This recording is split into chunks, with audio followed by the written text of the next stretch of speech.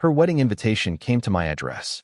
It was addressed to Mr. and Mrs. Vernon Clay, which was laughable because Mrs. Clay hadn't lived here in 15 years, and last I checked, she left with a suitcase, a handwritten breakup letter, and someone else's husband. I stood there in my boxers, barefoot in the gravel driveway, holding the white envelope like it had teeth. The return address said Charlotte and Mitchell Hawthorne. Mitchell. That name. God, it hissed like static in my ears. It was him. The one she left me for. The married man with the slick hair and dentist smile. I remembered his name better than I remembered my own handwriting. I shouldn't have opened it. I really shouldn't have. But the envelope was already sliced before I even realized I grabbed the steak knife from the kitchen. It was embossed, beige and gold, with two swans kissing under a vineyard arch June 11th. Hawthorne Estate, upstate New York. Dress code, garden cocktail. There was even a note at the bottom that said, "We'd be honored if you joined us." What kind of messed up wedding sends invites to ex-husbands? Was it a mistake? Some twisted peace offering? Or was she rubbing it in? But what came next, what truly messed with my head, wasn't the invitation. It was what showed up 3 days later. On my porch, wrapped in a shoebox. With no name. No return address. Just a wrinkled napkin taped to the top that said, "I should have chosen better." I opened it. And that was the moment I realized she wasn't just inviting me to her wedding. She was begging me to stop it. And I hadn't even heard her voice in 15 years.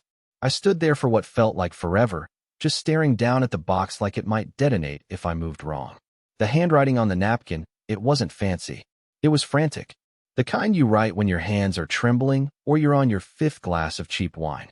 I could tell instantly it was hers. I knew it like muscle memory. I used to get sticky notes on the bathroom mirror every morning. "Have a good day, V. Love you always." Same slant. Same open bottom R's. But this note? I should have chosen better. That wasn't affection. That was regret. I brought the box inside, shut all the blinds like I was expecting paparazzi, and sat it on the kitchen table. The last time I opened something from her, it was a Dear John letter. I didn't think she'd top that. But I was wrong. She'd found a way. Inside the box was a collection of things that didn't make sense at first. A photo, faded, probably a Polaroid, of the two of us in front of the old record shop downtown, back when it still had that mural of Billie Holiday on the side. I was holding her hand in it. She was laughing, mid-blink. I remember that day. It was the only time I ever saw her cry during a jazz song. Said it reminded her of her dad. Under the photo was a ring. Not her wedding ring. The one she slipped off without telling me all those years ago. No, this was a man's ring. Gold. White. Engraved with the initials MH, and it was bent. Like someone had stomped on it. Then came the worst part. A USB drive, taped to a yellow post-it note that said, "Play this alone." I didn't want to do it. I swear I almost threw it in the trash. But it burned in my hand like it had a heartbeat. Curiosity. That's the thing. You can bury a memory, drown it, burn the photos. But curiosity? That lives on like mold in your ribs. It festers. And I was already too far gone. So I plugged it in. The video started without a menu or name. Just static for 2 seconds. Then her face. Older. Paler. The glow she used to carry was gone. Her eyes were red. Puffy.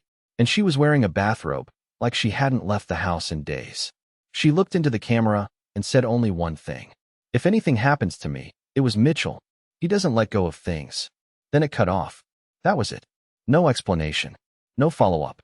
Just one sentence, and then black screen. I sat there at my kitchen table for 2 full hours, not blinking, not breathing right, trying to make sense of it. Was it a prank? Was she in danger? Or was this just one more twisted way to mess with me? I hadn't spoken to her since the affair. Since she blew up our life for a man who was already someone else's. And now, 15 years later, she shows up by mail with cryptic warnings and shattered jewelry? I couldn't tell if I was more angry or scared. But one thing was clear. If she wanted me to get involved again, she'd chosen the right bait. Because as much as I hated her for what she did, I knew I was about to follow the string she left me. Even if it led straight into a trap. The next morning, I called out sick from work. I told my boss something about a stomach bug, but the only thing sick was my head. I couldn't stop replaying that sentence from the video. If anything happens to me, it was Mitchell. 15 years without a word. And now she was whispering warnings from a screen like she was trapped in a true crime podcast. And that name, Mitchell Hawthorne, It echoed in my head like a slow leak from a pipe you can't find. I hadn't said his name out loud in years, but it had lived in my gut like a knot that never untied. I needed answers, and I didn't know where else to start. So I did something pathetic. I drove by their old place, the cottage she used to take weekend retreats to with him back when they were having their scandalous secret affair. I hadn't been there since the week she left. It was still the same dusty lane, still the same crooked mailbox, though it had a different name now, Delacourt. I sat in my car, engine running, feeling like a creep. But I didn't move. I just stared at the house like it owed me something. Eventually, I got out and walked to the edge of the gravel. I wasn't planning to knock or anything. I just wanted to see, confirm it was real, that there had been a time in my life when my wife had vanished inside that house and come out changed forever. But as I turned to leave, something caught my eye through the side window, half covered by a curtain. A man, sitting perfectly still, in a recliner, wearing a red bathrobe. His face looked pale. I stood there too long. Then I realized something that stopped me cold. He wasn't blinking. I backed up slowly, heart pounding, got in my car, and left. I told myself I imagined it. I had to have. Maybe he was just sleeping. Maybe I was projecting. That's what people say, right? Trauma makes you see things. But what happened next proved I wasn't just chasing ghosts. That night, while I was microwaving a frozen chicken pot pie, my phone buzzed again. A new message. Unknown number. One line. You shouldn't have gone there. My heart dropped. I stared at the screen like it was burning a hole through me. I didn't reply. I couldn't. My hands were shaking.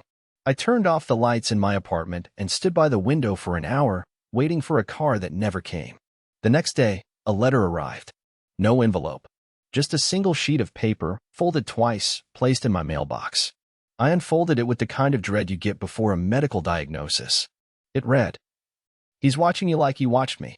Run now, or you'll end up like the others." No signature. No return address. Just those words. And a blood-red fingerprint in the corner. I dropped the paper like it burned. Now I was in it. Deep. And I had no idea what game I was playing or whether she was baiting me or trying to save me. But one thing was certain. Mitchell Hawthorne wasn't just a memory. He was still out there. And now, he knew I was looking. I didn't sleep that night. Not even close. I sat in the living room with all the lights off, a cold cup of coffee in one hand and a baseball bat across my lap like I was a character in some low-budget thriller. Every time a car passed outside or a branch cracked, I froze. My building security camera was a joke. I knew that. The door lock rattled if you pushed too hard. And I hadn't heard from a soul since that warning text and that awful letter with the bloody fingerprint. Around 3:20 a.m., I thought I heard something outside. A whisper maybe. A creak on the porch. But when I peeked through the blinds, there was nothing there, just a flickering streetlight and the wind rustling dead leaves across the sidewalk. Still, I couldn't shake the feeling that I wasn't alone anymore. That I hadn't been for days. By sunrise, I'd made up my mind. I couldn't just sit in this apartment waiting for something to happen. I had to do something, anything, to figure out what she wanted from me. Why now? Why come back after all this time? So I made a list. I'm not proud of this, but it's what I do when I'm scared. I write. I organize. I try to make sense of chaos. It's stupid, but it helps. I listed everything in that box. The photo, the ring, the USB drive, the napkin with the handwriting. Then I added the warning letter, the message, the visit to the cottage. There was a pattern. Or at least, I convinced myself there was. And one thing stood out. The ring. M.H. Mitchell Hawthorne. I searched his name online. Nothing recent. Old articles from when the affair broke in the local paper, back when the PDA moms nearly had a heart attack. Some gossip about his divorce and a property sale in Maine. But then I found something buried deep on page 6 of a Google search, a lawsuit. Recent. 2 months ago. Filed by a woman named Brielle Sandler. She'd accused him of stalking, harassment, and something called coercive control. It had been dismissed. Quietly. I looked her up.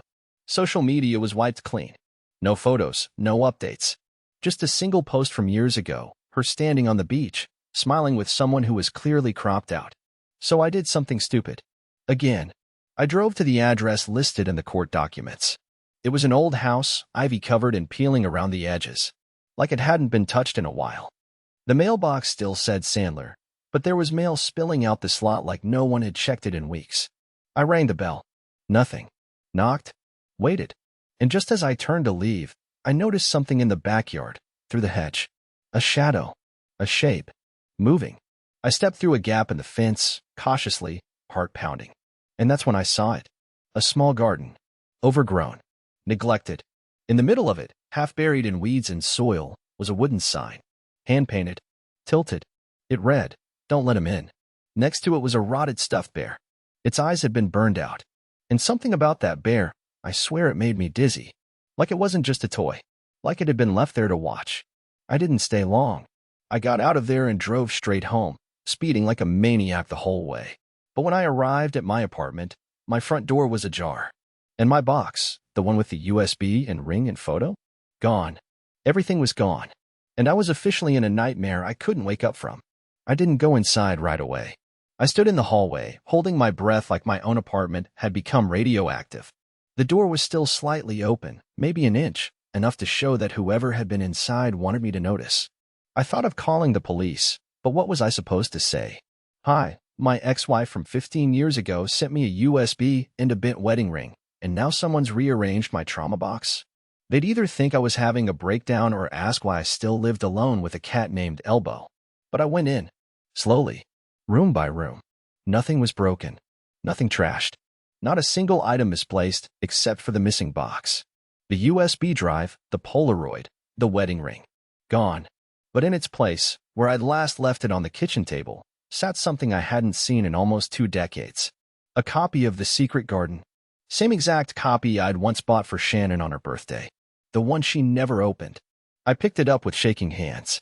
Inside the front cover was a note in blue ink, underlined 3 times. "You were the only real thing. Find the letter." It's still there. That's it. No signature, no date. But I knew it was her.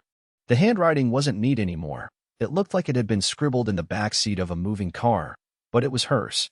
I sat down right there on the kitchen floor, flipping through the book as if answers might spill out from between the chapters. Nothing. No hidden pages. No clues. Just old paper and that familiar, flowery smell the book always had. I nearly threw it across the room. Then I remembered something I hadn't thought about in years. Before Shannon left me, we had this weird moment, a fight, really. I'd accused her of hiding something, and she'd snapped at me, told me I didn't listen when it mattered, that I never cared about her secrets. At the time, it made no sense. She stormed off and stayed gone for hours. But when she came back, she was different, quieter, nervous. The next morning, I found her pacing around our bedroom with the floorboards pulled up under the window. She said she was looking for a leak. There was no leak. I never thought about it again until now. I didn't even take off my coat. I just dropped to the floor, grabbed a flathead from the junk drawer, and pried at the seams of the old floorboard beneath the window. It squealed, God. The sound made me sick. But it came loose. And there it was. A plastic bag, taped to the underside of the board. Dusty. Aged. But intact. Inside? A folded letter, yellowed with time. And something else, a house key.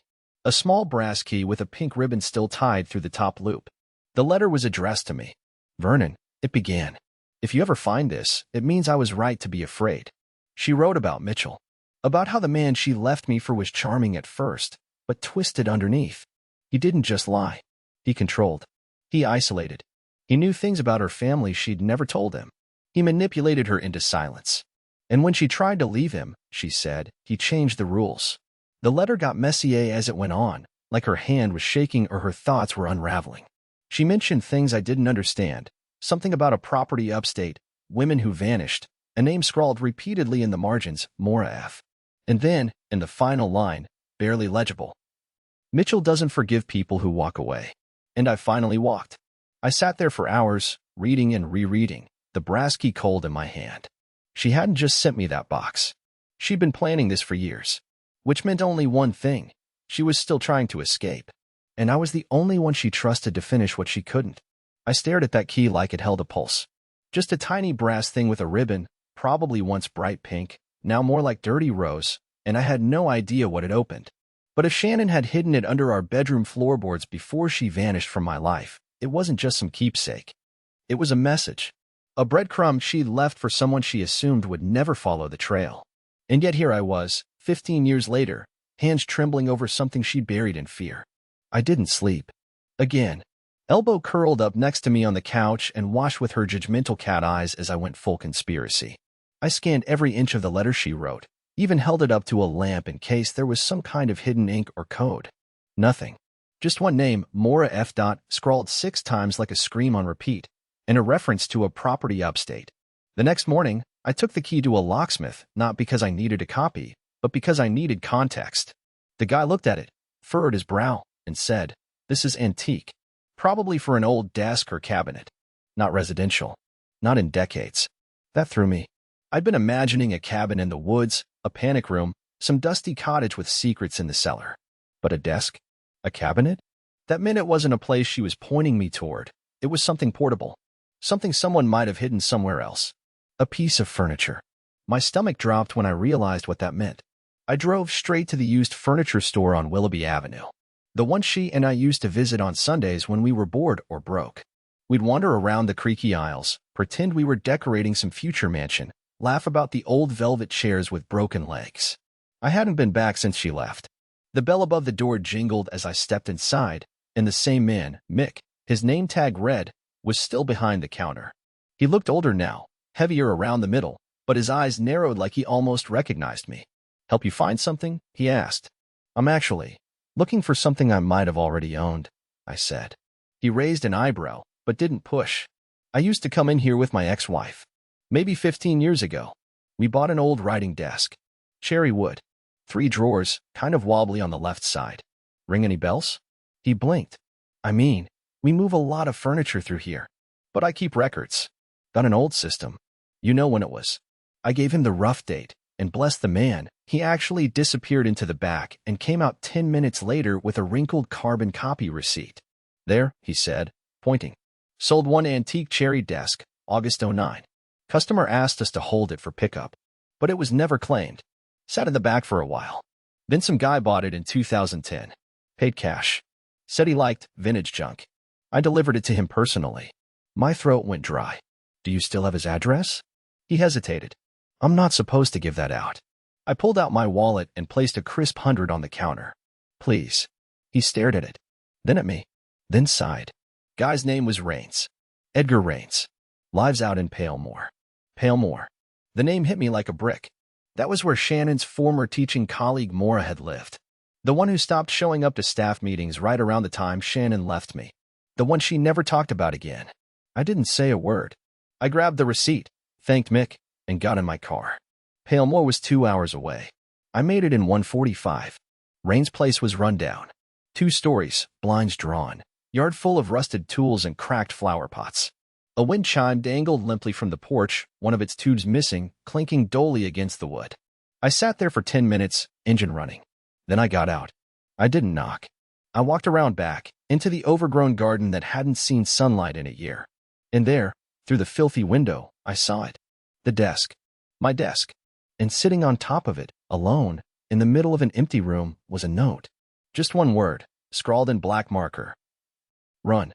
I stared through the cracked window at the note for what felt like an hour.